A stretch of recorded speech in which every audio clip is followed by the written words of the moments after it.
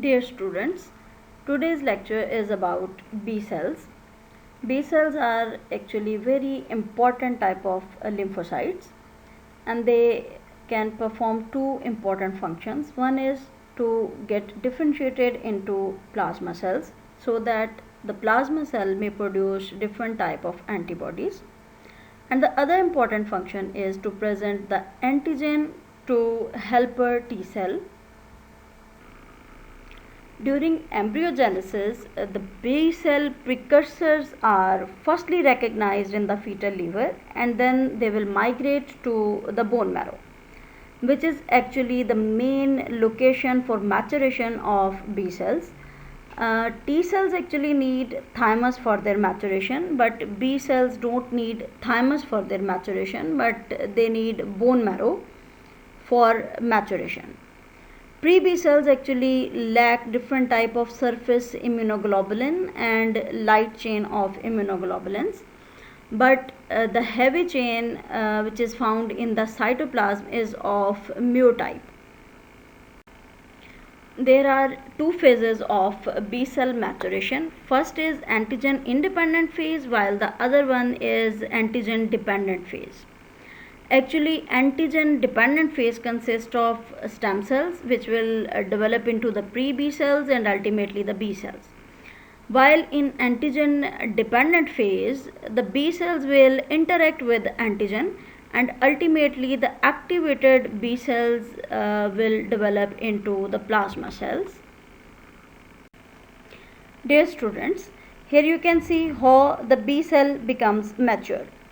B cells actually arise from the stem cell, and then they differentiate into pre-B cells, and they express heavy mu chain in the cytoplasm, and then they become B cells which can express monomeric form of IgM on the surface.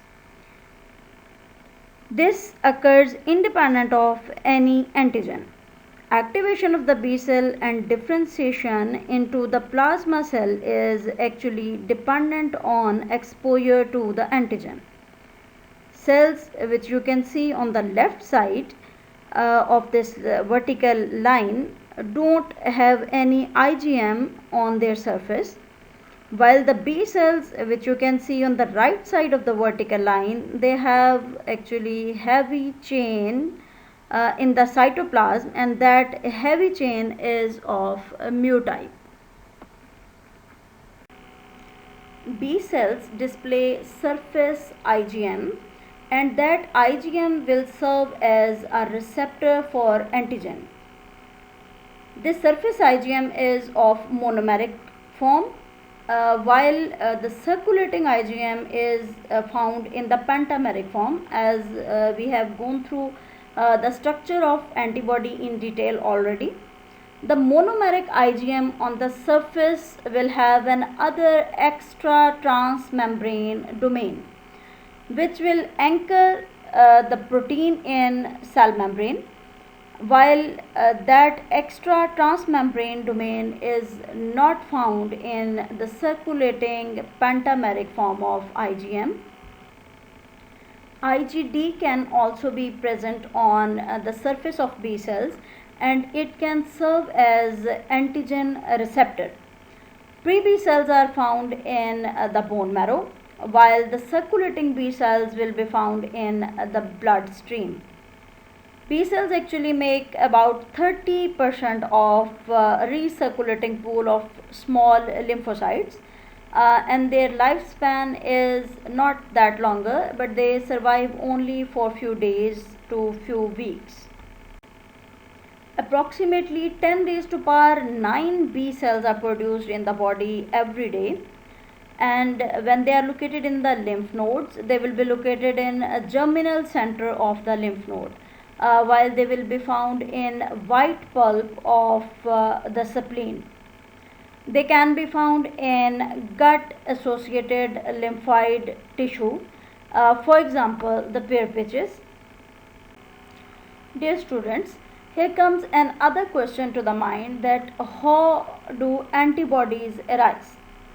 There are two possibilities, and the question is whether the antigens are able to instruct the B cells to make specific type of antibodies, or does the antigen select a B cell endowed with the pre-existing capacity to make a specific type of antibodies? Actually, what happens is that the clonal selection is the main procedure which accounts for the antibody formation in the body. Actually, each individual has a very large pool of different B lymphocytes, and every B cell which is responsive immunologically will have some type of B cell receptor on the surface, which can be of two types. Either it would be IgM or it would be IgD, as we have already gone through this information. And these B cell receptors will ultimately react with any one antigen or any related group of antigens, and ultimately they will have about 10 raised to power 7 different specificities. When an antigen will come in contact with some specific B lymphocyte, it will actually interact with the receptor of B lymphocyte, and that specific receptor to which it gets best fit with, and ultimately that antigen will bind with that surface receptor and will stimulate the B cell to proliferate and to form that specific clone of B cells.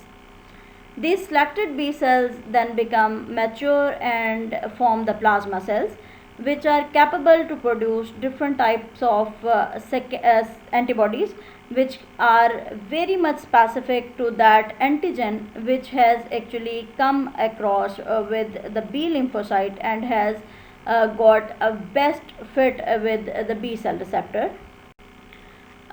Then the plasma cells will synthesize immunoglobulin, which will have the antigenic specificity as that was carried by the selected B cells, and that wouldn't be changed when the heavy chain class switching occurs. The clonal selection also occurs with the T cells, as the antigen interacts with the TCR on cell surface, and as you know that the T cell can either be CD4 positive or it can be the cytotoxic T cell, which will be CD8 positive, and this interaction actually selects and activates the T cell to expand into a clone of cells with the same specificity. In order to learn the activation of the B cell, we will have an example of the B cell to be antigen presenting cell. Multivalent antigen binds to the surface of B cell receptor, which can be IgM or it can be of the IgD type, and then they will cross link adjacent immunoglobulin molecules. These immunoglobulins will aggregate to each other and they will form the patches, and ultimately they will migrate to the pole of cell in order to form a cap. Then endocytosis of the capped material follows and the antigen is processed, and the epitopes appear on the surface in conjunction with the class 2 MHC proteins, and this complex is recognized by the helper T cells, which will have a receptor for the antigen on their surface. The T cells then will produce different types of interleukins, which can either be of interleukin 2 type or interleukin 4 or maybe the interleukin 5, and these interleukins have the capacity to stimulate the growth as well as differentiation of B cells. In order to produce full range of antibodies, two types of interactions occur to recognize the epitope by the T cell antigen receptor, and then for the production of interleukin 4 and 5 by the helper T cell. These are actually the co-stimulatory interactions which occur between surface proteins which are present on the T cell as well as the surface proteins which are present on the B cells. CD28 and CD40 ligand are present on the T cells, and they will interact with B7 and CD40 molecules respectively, which are found on the surface of B cells. The interaction which occurs between CD28 molecule of T cell and that of the B7 molecule, which is present on the surface of B cell, that interaction is basically required for the activation of T cells. What will happen as a result of that activation of the T cell, that is actually the outcome of that interaction is the production of interleukin 2. While the other interaction which we can consider on CD40 ligand and CD40 molecule interaction is actually a requirement for the class switching, because the primary type of antibody is IgM antibody, and then it will actually go through the procedure of class switching, and it will give rise to IgG and other type of immunoglobulin classes. There are certain effector functions which are performed by the B cells or mature plasma cells. We will discuss all these effector functions. The end result of activation process is actually the development of different plasma cells which are capable to produce a large amount of immunoglobulins, which will be very specific for the epitope present on the surface of antigen. These plasma cells actually secrete thousands of antibody molecules per second, but only for few days, and ultimately these plasma cells will face death. Some activated B cells can become the memory B cells, which will remain quiescent, but they can be very capable B cells, and they can produce large amount of antibodies when they will be exposed to that antigen which they have been exposed already. So this re-exposure will result in rapid activation of these memory B cells and the production of specific immunoglobulins. Mostly the memory B cells will have IgG on their surface as the antigen receptor, but some of these memory B cells can have specific IgM on the surface. Memory T cells will secrete different type of interleukins which will enhance antibody production of the memory B cells. That is probably the reason behind that rapid appearance of antibodies when they are re-exposed to the antigen as secondary response.